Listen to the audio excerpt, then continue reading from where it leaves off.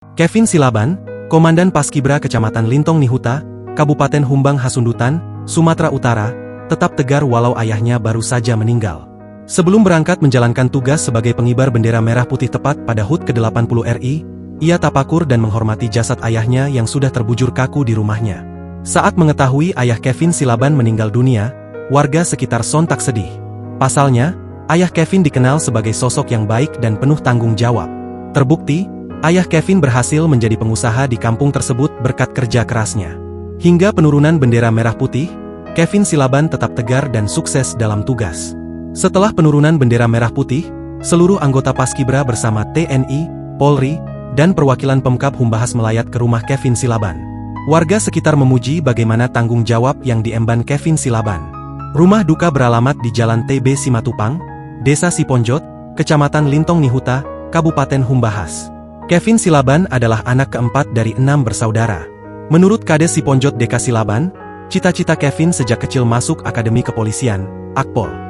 Kini, ia sedang duduk di bangku SMA Negeri 2 Lintong Nihuta kelas 11. Kami juga merasa kagum atas pemberian diri dan tanggung jawab yang diperlihatkan Kevin Silaban.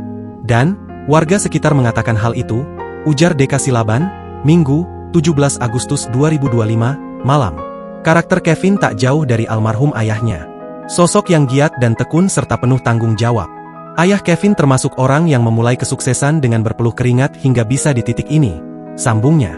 Sejak tadi pagi, Deka Silaban mengamati bagaimana Kevin Silaban menjalankan tugas. Ia tak memperlihatkan kesedihan sedikit pun. Ia tetap setia pada tugas yang diberikan. Dan saat ini, kami sudah di rumah duka.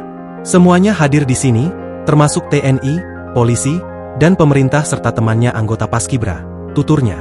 Menurutnya, teladan yang diperlihatkan Kevin menjadi contoh bagi kaum muda masa kini.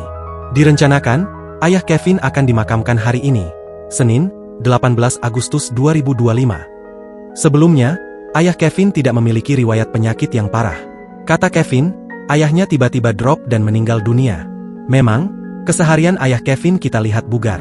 Pemakaman akan berlangsung Senin, pungkasnya. Download Tribun X sekarang, menghadirkan lokal menjadi Indonesia.